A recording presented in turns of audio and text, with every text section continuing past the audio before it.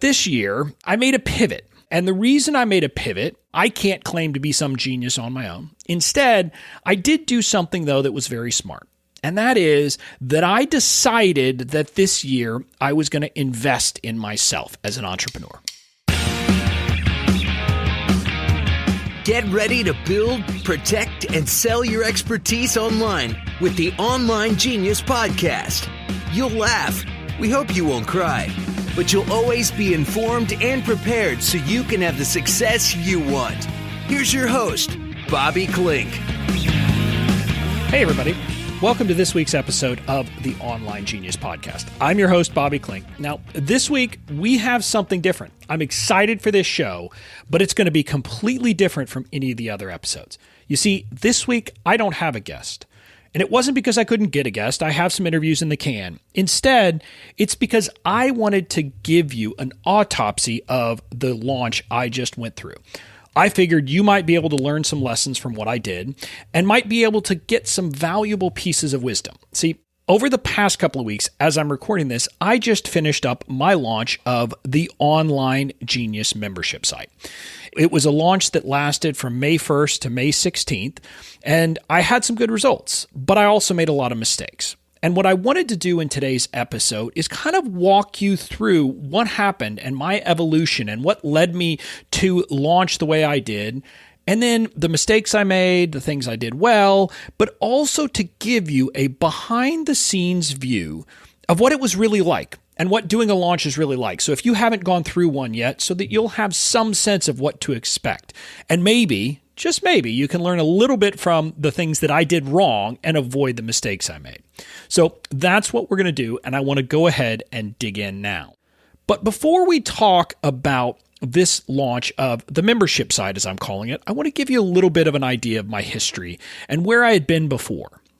Well, before this, I had tried to launch an online course called Safeguard Your Online Genius. The idea was it was kind of a typical model. There are a few attorneys out there who've done this. They put together training sessions and lessons and template documents, etc. And when I was creating it, I was creating a course that was more comprehensive than what was out there. It had a lot of great stuff in it. I think it had like 17 or 18 forms in it. It had 30 or 40 instruction videos and all of these different things included.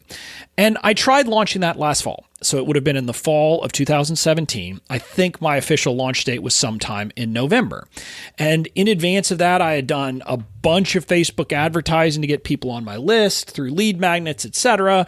And I had paid, I think, total about $10,000 in ads leading up to that launch. And those 10,000 ads, I think I brought in probably 1,000 leads, but I only got something like 70 people to register for my webinar. And then I go on to my webinar live. And again, when I was doing this first launch of that course, I was doing it as a beta launch, I was saying, and I was going to give it to the VIP members. They were going to get access at great pricing, etc. I was doing all of those things.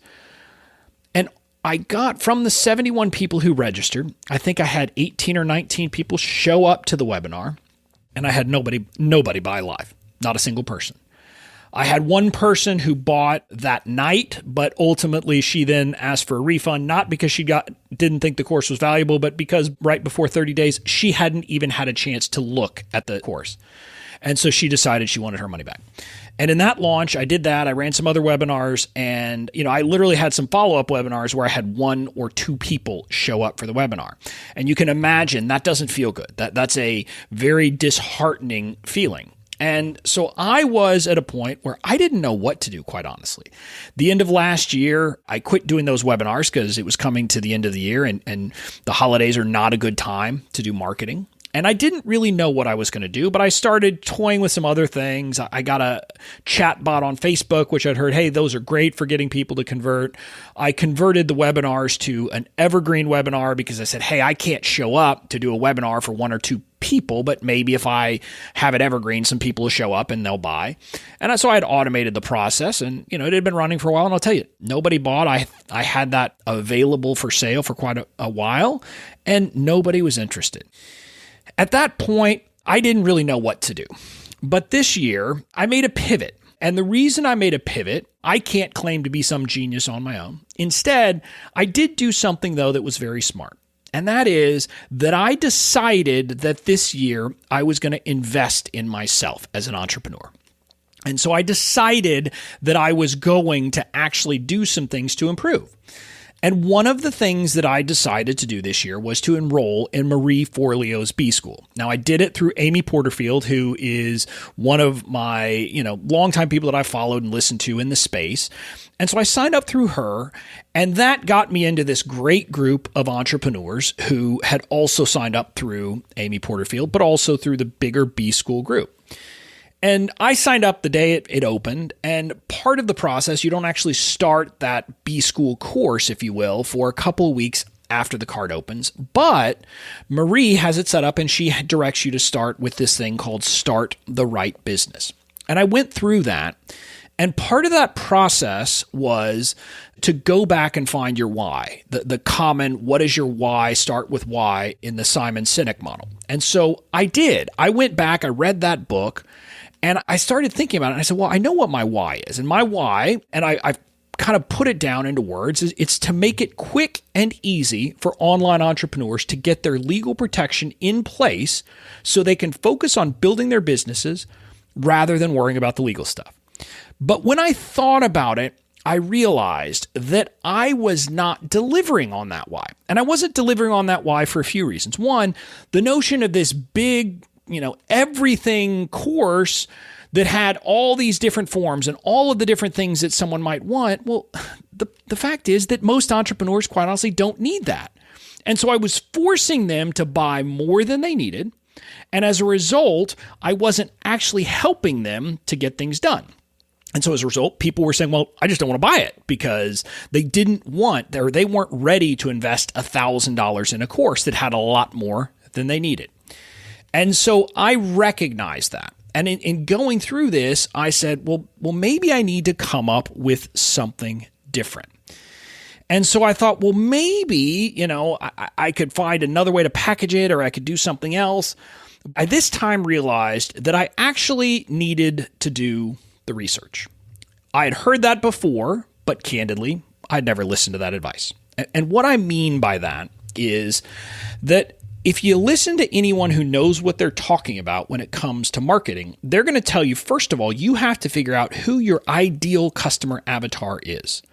And I had resisted that for a long time because it's this process that I thought sounded weird. Well, doing that requires you to actually write out like a little bio of your ideal customer avatar.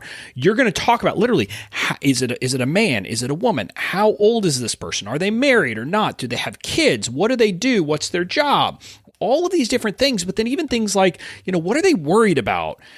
And you do that because that helps you get in their mind. And so I finally did that task, and I wrote it out, and my bio of my ideal customer avatar is multiple pages long now, and I knew what it was, and I knew where they were in their business and what their concerns were and what their worries were.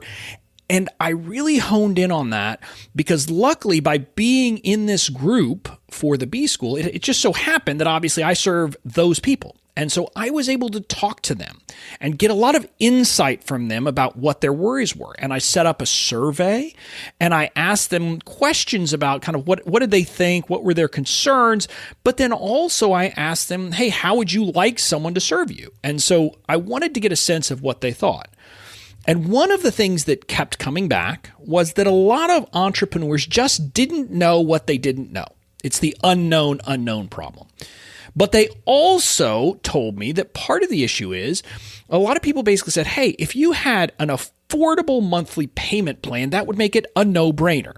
And the problem was, I had payment plans before, but when I was offering that $1,000 course, I think I had a 3-pay where you had to pay, I don't remember if it was $350. No, it was probably $400 each month for 3 months. Well, people said that's not really affordable. And again, I didn't ask them this specifically in this survey, but I gathered that that was not what they viewed as affordable. And so I did a lot of thinking, I did a lot of soul searching, and I decided from what I had learned that I needed to shift. I needed to pivot. And part of this was I needed to pivot to serve my community better But the other part of the pivot was to create what's called a blue ocean strategy. In other words, I wanted something that was going to set me apart from the other lawyers out there who are doing these same things. And so what I landed on was, number one, I was going to create a membership site instead of a course. And so the idea of a membership site versus a course, part of it is, hey, when you become a member, there is ongoing training, not just this set of training that's going to happen that's prepackaged. So part of the advantage there is it goes beyond just having a Facebook group. Yeah, a Facebook group is great for little questions, but this way, I could solicit information, solicit questions from the people who joined, and then create mini trainings that they would get on an ongoing basis in addition to the lessons that I was going to have as kind of the core recorded curriculum in the course. And that way, people had a chance to actually get the information they needed, not just what I thought they needed to know, but they could tell me as we went on, what did they need to know? And I could fill in the blanks. So that was part of it. Another part of it was I realized, hey, I wanted to have the training part. In other words, the legal lesson pieces, very, very affordable. My view is entrepreneurs should be able to have access to this information to understand what they need to do without having to pay an arm and a leg. Lawyers in my space, the bread and butter of where we make our money is on our template forms, right? So that was something I said, I'm going to kind of separate it. I want a plan where the membership for just the training would be available at a very affordable price. And I landed on $27 a month for that. So people could join for a month if they wanted to under that plan was my thinking. They could take all the training, they could get everything they needed. And if they just said, hey, great, I committed, I spent all this time, watched 30 some odd videos in a month, I got what I need, I'm done, fine. I was fine with that. Give them a chance to get the knowledge. But then I was going to have forms where people could buy them individually and then have bundles where I put the training with the forms. The challenge I faced, though, was I was trying to figure out how could I do that in a way that someone couldn't come in and join for a month, get the forms, and then quit. Because, look, the forms have value. And so I landed on the notion that in these form bundles, if you want to get a bundle where you're going to get a discount on the forms, you're going to have to join for a year. I mean, I'm putting together a plan where it's a set price for a year, or you can make monthly payments for a year. So that was what I landed on. And I landed on that I was going to have 3 different access levels. One was just this training only, which is month to month. Then I was going to have a solopreneur bundle, where I was going to say, here are the key forms that, in my view, most solopreneurs will need at some point in their business. So it includes the policies for your website, a client agreement, an online program agreement for courses and memberships, and then confidentiality agreement. So I said, hey, those are forms that every entrepreneur is going to need. So I'm going to put those in. And I landed on that would be priced at $497 for a year, or I was going to offer it at a $50 a month plan where you paid for 12 months. And then finally, I was going to have an all-access pass that, hey, if somebody wanted to buy all the forms that included affiliate agreements and independent contractor agreements and all of these other things, I would have an all-access pass for $997. So that was what I decided on my pricing structure. Separately, though, I decided I was going to have all the forms available on an a la carte basis. And here was another place where I made a differentiation between myself and the other people who are out there. A lot of the other lawyers who are out there in the market selling these forms are selling forms at what I believe to be way too expensive prices. They want $300 a form, or to get your website pack of the 3 forms, you're going to pay $600 or $700. And to me, that just seemed too much. If all you're getting is a form that doesn't require me to do work, it wasn't going to be that much. And I think part of the reason that some of these entrepreneurs price things that way is they have courses that they're pricing at $2,000. And so if you're going to price a course at $2,000, you have to say that forms are worth a ton of money. Well, since I wasn't going to do that, I was going to give a different pricing structure for the forms. So I landed on the notion that forms and form packs, so like confidentiality, you're going to get multiple forms, not just one. And the website forms, I'm going to sell as a pack, not individually. But I decided that depending on what they were going to be priced essentially between $100 and $150. I wasn't going to try to charge people $300 for a form. So that was my thinking when I came to the pricing. And so what I did, though, is I said, okay, from there, now what am I going to do? just to give you a sense, all of this started essentially at the very end of February and into early March is when I was doing this. And I didn't know how to do it because I had to kind of restructure things. I had a lot of the training set up. I had most of the forms created, the templates, but I had to repackage it in various ways. And so as I was thinking about it, I tried to figure out what I was going to do and how I was going to do it. And I started telling people, hey, I'm going to launch on May 1st. And I put that stake in the ground. And I did that because I know that at some point I simply have to set a date. If I don't, I won't do it. At the same time, though, it was a very aggressive schedule for me to get everything done. And initially, I didn't know how I was going to launch. I thought I was going to roll everything out all on May 1st, meaning the membership with all the different membership levels, all of the forms would be available, etc. Now, I should tell you that because during B School, there was a week about websites, I went ahead and rolled out a pack of my website forms because I said, hey, people may want to buy these. And sure enough, some people did. So I rolled those out, but before May 1st, that was the only thing I had rolled out that was for sale. So coming up towards May 1st, I still had a lot to do, and I was very busy. And then I happened to stumble into, or I shouldn't say stumble, I think I'd done things right, but I wasn't planning for it, but I had some very good things happen to me. One of them was that Amy Porterfield asked me to come onto her show, her podcast, to talk about the GDPR, the new privacy law in the EU. And because she did, she also sent people to a training I had created on that. So that in and of itself led to a large increase in my mailing list. So it was a very good boon. And it happened, she released that the day before my launch. But as you can imagine, it meant I had other things to do. I had to kind of manage the growth of my list. I had to manage creating that training, which I created. And I had to manage going onto her show and doing other things like that. But I wasn't going to complain. But I was very, very busy. And initially, I'll be honest with you, I was going to go small with my launch. I thought, oh, well, I'll just kind of whimper and kind of tell a few people about it, or maybe email my list, and that'll be it.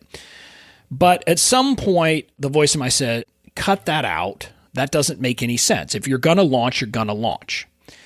And so that voice in my head actually didn't come around until late April. So again, my launch was set for May 1st.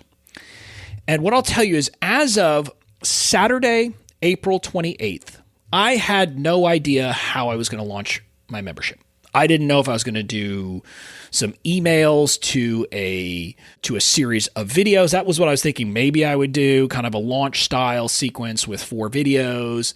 And that would maybe give me some more time because I wouldn't have to actually release the stuff by May 1st. And then I was thinking, well, maybe I could do just some emails without any videos. And I didn't know. And then I said, come on, Bobby, do it right if you're going to do it. And so literally on Saturday, April 28th, so 3 days before my launch is going out, I decided I was going to do a webinar. That's literally when I decided, hey, I'm going to do a launch webinar in 3 days. Now, luckily, I had done some webinars in the past, and so I had some slides, so I wasn't having to create a complete webinar from scratch. But I have to be honest with you, this was a very different webinar. This was an offer that was nothing like I'd offered in the past. And my webinars in the past were on, some of them were on different type of slide decks, which I was no longer using that design. So I had to bring some things over, but also I just had to think through how was I going to present it? Was I going to do it this way or that way? And obviously the messaging had to change. And so I decided, I'm going to dig in. So I put in a ton of work. Saturday, April 28th, literally I was going to a concert that night. We'd bought the tickets back in January, but I think I started working on the slide deck. I don't really remember. But what I did is I sent an email to my list saying, hey, first I set up a sign up page for my webinar. Unfortunately, I couldn't do all the fancy integrations and connections. I had Zoom webinars, but I just set up a standard landing page and gave people the page on Zoom where it was going to be. There was no registration on Zoom required. But so I started that way. And then over the next couple of days, I put together my slide deck. And I'll be honest with you, I was done with the first draft of the slide deck by the end of the day Sunday. But I was kind of freaking out because it was like 130 slides. And I thought, wow, that's a lot of slides. So I thought I needed to cut. So I went through and cut and cut and cut. And then on Monday, I run through a practice of the webinar and it was too short. And I was like, oh, why did I do that? So I added back in some of the slides that I had cut. Luckily, I had those available, so I did that. So by the end of the day on Monday, April 30th, which again, this is the day that Amy Porterfield's podcast episode with me launches. So this is the day where literally, I think on that day, I had a 10 to 15% increase in the size of my list because people were coming and joining. So I sent out more invites. I think I sent one that day on Monday, and then I sent another invite on Tuesday. So the day of the webinar, I sent an invite. But I also, back on the 28th, on Saturday, I decided, well, if I'm going to do this, I'm going to spend some money on ads. So I spun up some Facebook ads for the webinar to try to get people in. Now, I have some core sets of targeting I use. I have some of those things, but I worked on the copy, and I had some copy I'd used for a prior webinar that was converting pretty well. So I took that and kind of adjusted it for this because that was for an evergreen webinar. So I had to change it to be for a live webinar and make some tweaks and do some things like that. So I did that and I spun up the ads. So that's what got me to the launch. Now we're to launch day, May 1st. Just to give you a sense, I was afraid I was going to have to pull an all-nighter, April 30th to May 1st, to get everything done. I had decided, though, by the end, I was just going to launch the solopreneur package. So all of the training was there and the core forms, but not the additional forms that would be in the all access pass. And I also decided I wasn't going to yet set up individual things where people could purchase individual forms or even just a training only. And the reason I did that is because I decided, and again, this was me being chicken, to be honest with you. I decided I was going to give a 50% discount to people on the launch. So in other words, I was going to give them the solopreneur package for what I was going to be charging people for the training only package. So there was no reason to offer the training only. So the offer I was going to make was $247 for a year of membership, and you got those forms, or you could pay $27 a month for 12 months. So that was the offer I landed on. Now, I also decided I wanted to try to get as many people as possible to join in the first day. And my big concern is I didn't want to launch a membership and end up with 5 people in it because that would just be kind of weird. And so I really wanted to try to juice sales on the first day. So I decided that my first day bonus was going to be, in addition to everything else, you were going to get on the phone with me for 30 minutes. We'd talk about your business, and then I would kind of give you a roadmap on how to go through the membership. Say, okay, based on that, here's where you need to, here's where this is, here's where that is. Just give everybody a roadmap. So that was my first day bonus that I'd figured out. Now, I have to be honest with you. As of May 1st, I had not written a single follow-up email. I had not even thought about what I was going to do with follow-up emails, and I had not thought of any other bonuses I was going to offer. And I also hadn't written a replay. So that's where I stood on launch day. So to give you a sense of things, that's kind of crazy. I think a lot of people would have been going nuts if they were me. Luckily, I've always been a guy who kind of thrives when I've got 18 balls in the air. And so I felt in my element. I was tired, but I felt in my element. But so I had gotten things done, and I didn't have to pull an all-nighter. I only got about 4 hours of sleep, I think, between April 30th and May 1st, because I was working late and had to get up to work early. But all of the content was done by May 1st. I simply was working on things like just tweaking all the little back-end things that happen in a funnel, because I didn't have a virtual assistant or anyone else set up to help me with it. I was doing it all myself. So let's talk about where I was. I ended up with something like 200 people registered for that first webinar. And I didn't know what to expect. It was the most people I'd ever had registered for a webinar, but I wasn't sure because I didn't know, are they going to come, are they not? And it was a mix of cold and warm audience. So there were people who'd come from my Facebook group who knew me from these various B-School programs. Then there was cold audience, etc. It was a majority cold audience, though. Majority, over 100 of them, were people coming from the ads. So I didn't know what to expect. What I have to say is I did what I always did. I turned on the webinar 15 minutes in advance. I had my screen share on, but paused and my mic muted. And I sat there and my heart was pounding because I was worried. I'd had these experiences before where I showed up and 2 people showed up for a webinar. And that's just very disheartening. Luckily, that didn't happen. You can probably guess it didn't happen. I probably wouldn't be doing this episode if that had happened. Instead, I ended up with about 25% of the people showing up live. Not quite.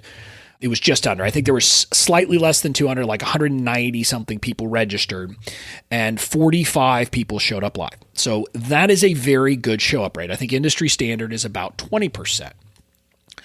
And so the good thing was I also saw a lot of names that I knew. So it was a lot of a warm audience. Not all. There were people I didn't know, but a lot of people I did. So I actually turned on the chat, which I had never done before in a webinar, because if you only have 5 or 10 people and you don't know who they are, you don't want them chatting. But these people I knew, and I figured there was enough here. So I turned on the chat, and there was a lively chat along the way. So I went through, I made my offer, and by the time I got off the webinar, I think my presentation lasted about an hour, and then I answered questions for about 15 to 20 minutes. I got off the webinar, and I opened up my sales system. It's all the same. It's Kartra. And I looked, and 17 people had bought. So I had better than 33% or right around 33% of the people who had showed up live had bought. Another thing I should tell you is, if you ever do a webinar and you're watching it, you'll see people drop off. You'll see the number of people that happened. Well, the beauty was, literally when I got to the point of making my offer, there were still 43 people on. So I lost 2 people in the presentation up to that point, which that is very good. That is a wonderful stick rate. So all of it was good, and I was very happy. And so I was happy when I saw those 33%. But then I knew, hey, I need to send out the replay, because there had been some people who I knew who had said, hey, I want to come, but I can't come live. And I knew I had this first day bonus. So I said, I'm going to get a replay out that night. And I told them, pay attention, there's going to be an amazing first day bonus that you might want. So I rushed like crazy, just the technical side of downloading the video, getting it processed and uploading, and getting my replay page set up, which, by the way, I had written. So I'd written the sales page. I didn't have a standalone replay page because I didn't have time. I just had my sales page where I put the replay at the top. And so I put that up, sent an email out. By the time I woke up the next morning, and I don't have the exact numbers, but by the time I woke up the next morning, conversions had almost doubled. I had over 30, I think I had 31 people had signed up by the time I woke up on day 2. So within 24 hours, I had over 30 people say they wanted in. Now, that was very encouraging, obviously. I mean, it was good numbers money-wise, but it was also just encouraging to see these kinds of results. And so I then thought, well, I wasn't planning on running a second webinar. I just planned that was going to be it. But I did that. But then here was the good thing. I looked at the Facebook ads. And by day 1, so literally after that first 24-hour period, I already had a positive return on investment for my Facebook ads. And I said, wow, I didn't expect that, because again, you're going to make some sales up front, but then you also expect to make a bunch of sales at the end. But so that was positive. I then solicited opinions from people, and they said, hey, you got to run a second webinar. So I decided I was going to run a second webinar. Again, on the fly, I'm deciding these things, that I was going to run a second webinar the next week, which was on the 8th. Now, here's what I have to tell you. So I launched on May 1st. May 3rd was my 40th birthday. So on Wednesday, the day between launch and my birthday, I was doing cleanup and doing some emails, and my wife went to the store, and she comes back and she says, hey, can you come help me for a second? And so I go out. I'm kind of, whatever, because I'm in the middle of doing something. And I go out there, and she had been messing with me. My brother had flown in from out of town to stay for the weekend. And so I had this added thing on my plate of I've got my birthday party, and I had my brother, but I said I can't not pay attention to my launch. So I decided to do the second webinar. Even after he had gotten here, I made that decision. Luckily, he was leaving the day before I was going to do the second webinar. So I did that, but I was also then writing emails on the fly along the way. So I was writing emails. I did one, the replay. I don't remember if I sent one Wednesday. I sent one Thursday on my birthday with another bonus that I came up with by, among other things, talking to the people who'd already joined and said, hey, what is a bonus that you would really like? And got some feedback. And so I went with one of those. Offered that bonus. Then again, over the weekend, had some other things happening and kept seeing some sales. It was steady few. It wasn't a bunch of sales, but I kept seeing sales. Then I ran the second webinar the next week on the 8th, and I had a different first day bonus, not a first day bonus, but a bonus for the people who attended that webinar live. I was going to give them an independent contractor agreement to add to the mix. And so, of course, I told my existing members, hey, you're going to get this, by the way. So I go into the second webinar, and I think I tweaked a couple of things. Obviously, I had to change what the bonus was because I wasn't going to offer the same first day bonus. And I had all kinds of problems. I got decent results on the number of people who signed up, partly because I was adding a lot of people to my list because I'd been on Amy Porterfield's podcast, but also I was running ads. And so I did that, but I ran into some serious technical difficulties. I don't remember the exact number of times, but at least 3 times, if not more, while I was running that second webinar, my PowerPoint crashed on me. So literally then all of a sudden people are seeing just my blank desktop. And so I had to reboot it up, pause the share of the screen, and then get back to the right screen while I'm talking. Luckily, I'm a lawyer, so I can talk, and I like to hear myself talk, some people would say. So I would just kind of talk for a while. But we had some difficulties. Another difficulty was, candidly, 15 minutes into the webinar, I realized I had forgot to hit record. So I wasn't even recording that second webinar because my plan had been to take the prior webinar down to put this webinar replay up on the sales page at that point. But obviously that wasn't going to happen. Anyway, so I ran the webinar and I didn't know what to expect when I got off. But when I got off, I was pleasantly surprised to see that in spite of the fact that things had not gone well, and I didn't have 40 people live this time. I think I had 30 or something, 30 some odd. There had been a good number of buys. It wasn't the same kind of 33%, but it was more than 10. I think it was 15% of the people who'd been there live had bought by the time I got off, which made me feel better. It at least made it not so bad. But I had to figure out what to do at that point. So I sent an email to everyone telling them about the technical difficulties, not that I had forgotten to record, but the technical difficulties, and saying, so I don't really have this webinar replay, but I've got the one I did last week. And telling them, hey, that talks about one bonus, but we have a different bonus now. And inviting people to join. And then I just started at that point sending emails because I had a week left. Basically, that was on a Tuesday the 8th, and I was running the launch special until May 16th, which was a Wednesday. So I started sending periodic emails, the follow-up sequence, and I was writing those in real time. These were not canned responses that I'd written in advance because, candidly, I didn't have time to write them in advance. So I was writing them in real time and seeing decent results. So I was pretty happy. And then the day before we were going to close, so then on the 15th, I was closing it on the 16th, I said, oh man, I should really run some retargeting ads on Facebook. And so I went to set those up. And at that point, of course, Facebook was giving me difficulty, wouldn't let me start the ads. I literally had to try it like 5 different times over 5 hours before it finally let me spin them up. So I was glad I did, but I got them spun up. So then we did that, and I closed the cart on the 16th at 3 a.m. my time. It was midnight Pacific time. So at the end of it all, here's my tally. I had 143 people sign up for my membership, which I was floored by. I was just beyond excited. 95% of them paid in full. 37 or 38 people were monthly payments. So the total expected revenue from money in the door plus the recurring payments over the next 11 months is just over $35,000. So I had a $35,000 launch. Obviously something that made me very happy. I spent a total of $1,871.27 on ads. So that's $1,871.27 on ads.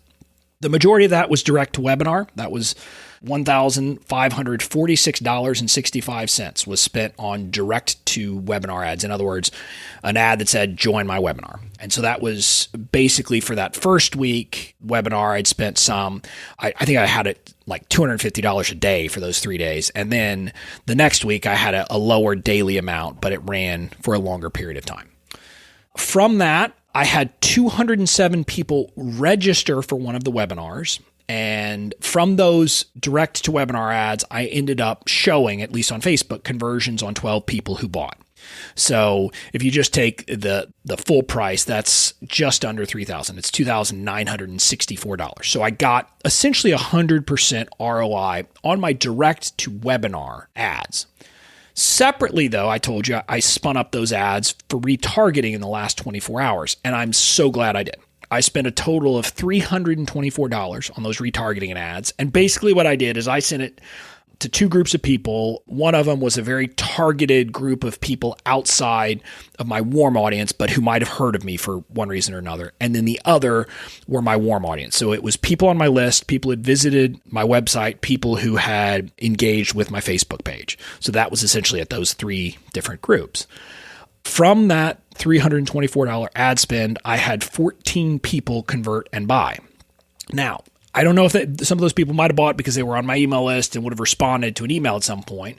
But based upon the numbers from the Facebook conversions, my total revenue, looking at a current price, just a full pay, is $3,458 from those ads. So I made more than 10 times my money on the ads, those retargeting ads. So a key learning that I want you to think about is when you run a webinar, make sure to run those retargeting ads in the last day. And what I'll tell you is I ended up with something like, I think it was like 25 or 28 people sign up on the last 2 days. So that's the other thing to recognize is you are going to have people wait till the last minute. Now, the one other piece of promotion I did is after I got people to sign up the first week, literally on the first webinar, and this was one of the things that made me feel good, people were asking during the first webinar, I'm signing up, but do you have an affiliate program? I want to offer this to my people. And so a lot of people were asking that. And then some other people asked me about it for my forms, my website forms. So I decided I was going to spin that up. So I got that spun up and people had a few days to try to get people to the second webinar if they were interested. And so I ended up I'll have to pay commissions of $671.50. So my total marketing budget was essentially $2,500 and change, $2,550. And that's ended up with a total revenue of $35,000. So not a bad investment in promotion. So that's the results. Now I want to give you my key takeaways. Now, my first takeaway is a very good one. It's the positive. I am very confident that I have now found the right model to offer my products and services to online entrepreneurs because the response has been fantastic. People who've gotten in have been raving. I've got fantastic reviews now. I've got testimonials that I'm using. Some of them funny, but some of them just fantastic. So I'm very confident that I've found the right model. Now I'm also confident, though, in the value proposition. In other words, now I'm to the point that I'm not going to feel like I have to give discounts and I'm going to have to cut prices and things like that because people are telling me, I can't believe it's so cheap. You should be charging this a lot more. One person literally said, I've seen people who offer a tenth of the value for 10 times the price. And so the notion is, hey, this was too cheap is what they're telling me. They're happy because they got in on that, but they're basically saying it was too cheap, which I knew. I knew I was giving this 50% discount. So I'm confident now transitioning to the full price of the $497 for this level of membership. Now, the other things I'm going to tell you, though, is, one of my key takeaways is don't do what I did. Don't do this on the fly. Even though I enjoy doing things like that, I could have performed much better if I had actually been more systematic about it. If I had had my funnel set up better at the beginning, I would have been more systematic. If I would have thought about it, I probably would have run some retargeting ads earlier on, maybe gotten some more conversions. Not sure, but maybe. But I also would have thought through things. I would have had my affiliates program set up from the get-go so I could give people information. I would have had all of those things ready to go so that I would have been primed and the pump would have been primed. Basically, I didn't have that because, like I said, until 3 days before I launched, I had no idea how I was going to launch. I put together my launch plan in 3 days. So don't do that. It was monumentally silly of me. It was something that, I don't know what I could have done if I would have done it better. But if I would have had a more systematic approach, I'm sure that I would have had better results. Again, I'm not complaining. I had good results, but I would have had even better results. There's just no question in my mind about that. My life also would have been a little bit better during the launch. Now, during a launch, life is not going to be fun. You're going to be working a lot. I found myself having to answer lots and lots of emails. So next time that I go through a launch, I am going to have an assistant who is going to be there to help me and is ready to help me with these things. both on the day, but then moving forward. I found myself literally having to answer tons and tons of emails every single day that were questions about things having to do with the launch. And because I wasn't systematic, I didn't have a plan or any program or system set up to deal with that. So you want to make sure that you have that in place. And again, I would never try to do this flying by the seat of my pants again. It was crazy that I did it, and so I'm not going to do it again. I know that much. So those are my lessons. Now I'm at a point where I'm creating a systematic approach, and what I'm going to be doing going forward is doing webinars every other week at the full price, and I'm going to roll out the rest, and people will have the option if they want to do the upgraded plan, or if they want to just do the training only, but I'm not going to talk about those during the webinar. But I'm going to have it available for people. I've got affiliates signed up. I'm going to create a good affiliate membership area where people who are affiliates can get information, can get marketing copy, can get swipe copy, can understand what I'm doing so that they'll really know, here's what I'm doing, here's what these different links are, and here are your options, here's what my funnel is, and so you understand everything about it. So I'm going to get all that set up and have it just kind of as a humming system, but it's not going to be a launch model anymore. So that's it. That is, in a nutshell, what I've been up to over the past 2.5 to 3 weeks of my life. And I thought you would appreciate it. I thought you would like to hear about these things and maybe to have some sense of what you could do differently, but also some of these little things like make sure to run the retargeting ads. That's one of those things. Luckily, I remembered. I had forgotten all about it because I was flying by the seat of my pants. So the core lesson here, make sure you're not flying by the seat of your pants and have a plan and execute it. Now, stay tuned. I'm going to have my legal lesson about a launch, about a membership program after the break. And now for today's legal lesson. Yay! Okay, I'm back. Now I'm here for the legal lesson. I'm not going to tell you how great the person on today's show was because that'd be a bit silly of me. But look, you probably have some sense what I'm going to say here in the legal lesson, or maybe not, because I alluded to it during my description of what I included in the Solopreneur Form Pack.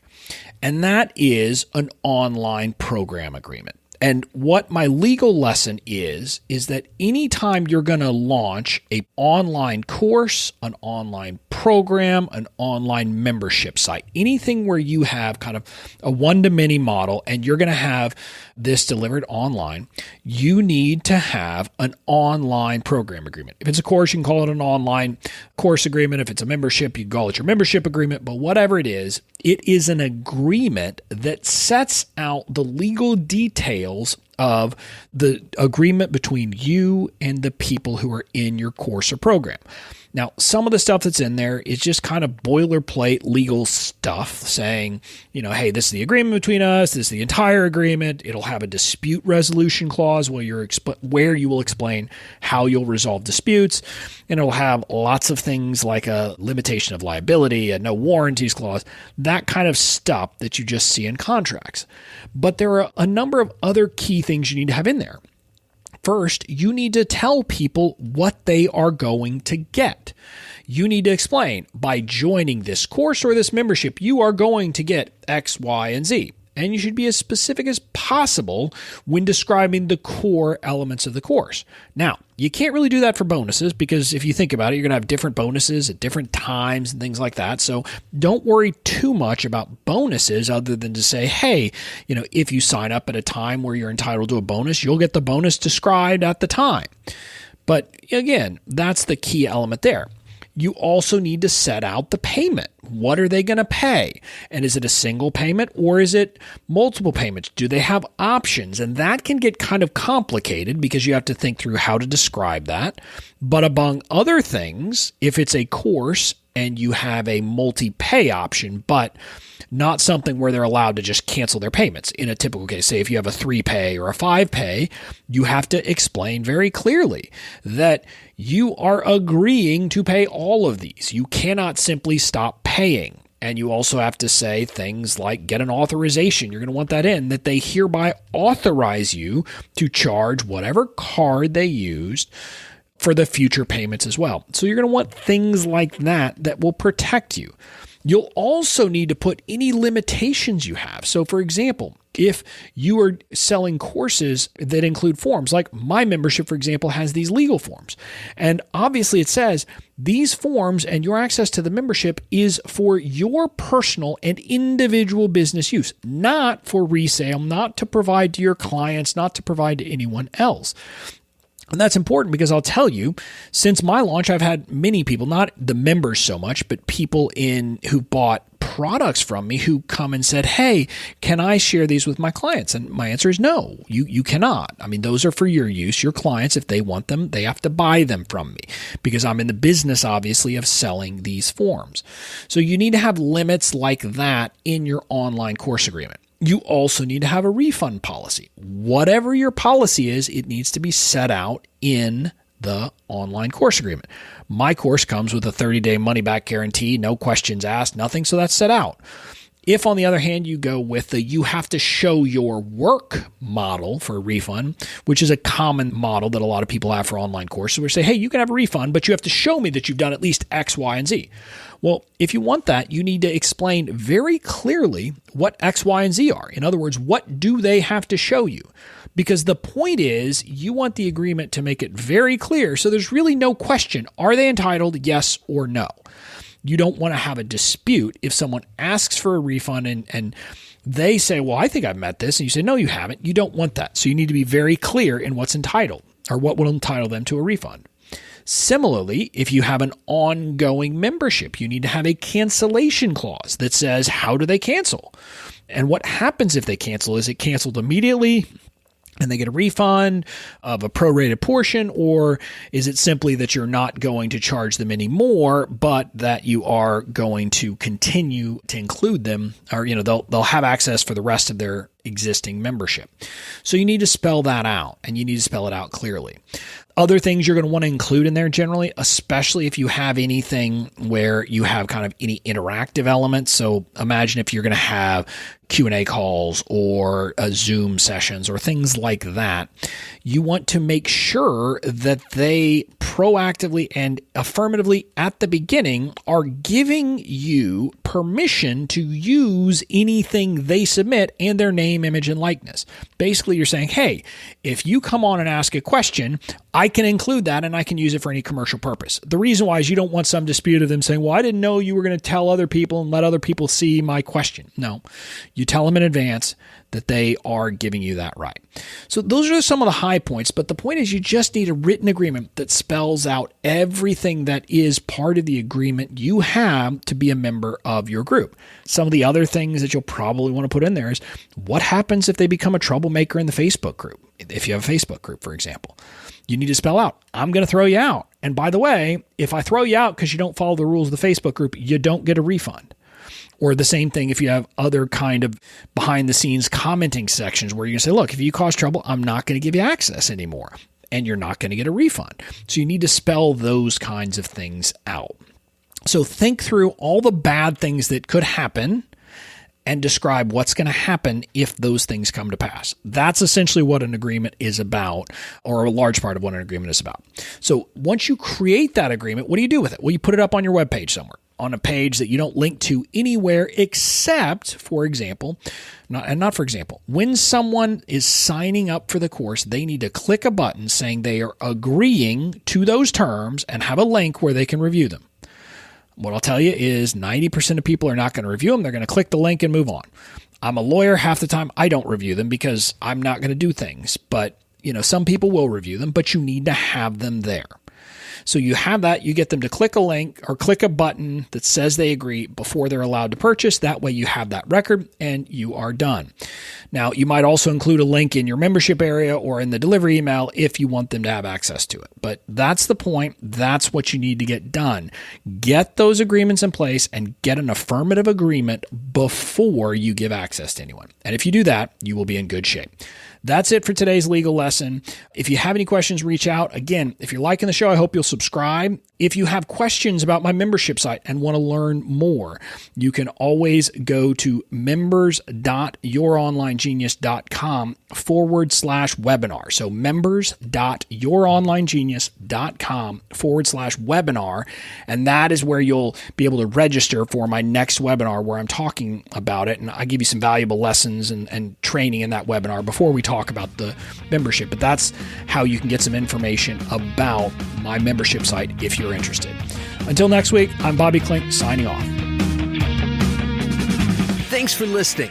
And remember to visit mistakes.youronlinegenius.com to get your essential guide to the 4 legal mistakes that can doom your business and how to avoid them. Join us next week for another episode to expand your online genius and your success.